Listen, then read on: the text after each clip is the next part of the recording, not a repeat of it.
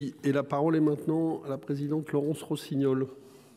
Président, Monsieur le Ministre, nous avons appris il y a 2 mois que malgré des fortes attentes, la révision de la réglementation européenne sur les produits chimiques, dite directive REACH, risque d'être repoussée probablement fin 2023, ce qui en fait aboutit probablement à la repousser après les élections européennes.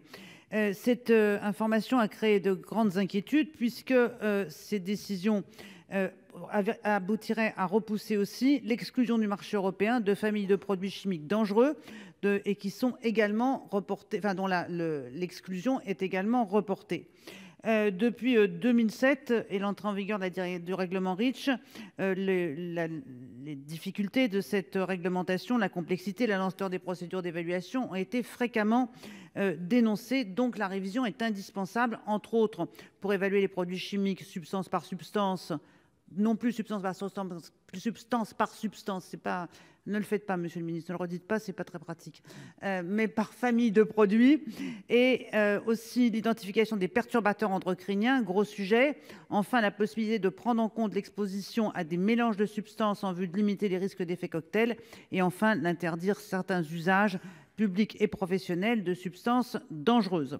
La Commission européenne, semble-t-il, sous pression des acteurs économiques, aurait renoncé à faire avancer ce dossier. Mais par ailleurs, la France est bien silencieuse, puisque nous n'avons pas vu de position officielle de la France sur ce sujet, alors qu'elle était autrefois en pointe sur la santé environnementale.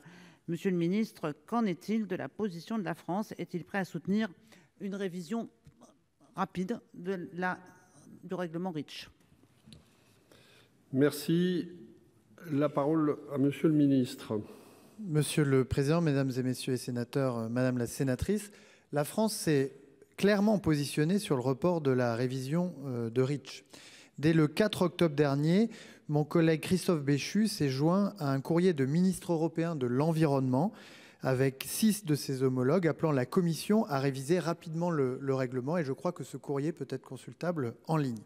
Le 2 novembre, lors d'une audition au Sénat même, le ministre Béchu a clairement souligné la nécessité d'adopter un cadre plus contraignant avant les prochaines élections européennes, rappelant l'urgence de durcir nos règles, y compris pour que l'industrie chimique puisse se préparer, alors que les modifications du règlement ne prendront effet que 5 ans après la révision. Le gouvernement est conscient du caractère essentiel de cette révision, que ce soit en matière de santé de nos concitoyens, préoccupés par la pollution chimique, ou en termes d'effets sur l'environnement. Il sait en outre les inquiétudes de certains secteurs à l'égard des modifications qui pourraient être décidées et l'importance pour ces secteurs d'avoir une visibilité sur le cadre à venir.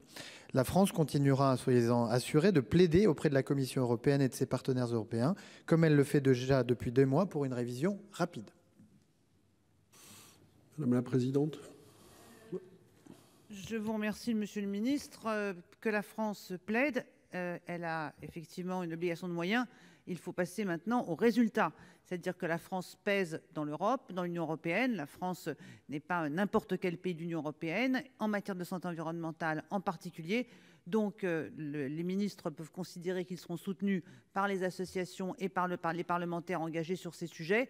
Mais il est indispensable que la révision se fasse le plus tôt possible, parce que pendant ce temps-là, les substances se diffusent et leur toxicité gagne de plus en plus d'habitants de nos pays.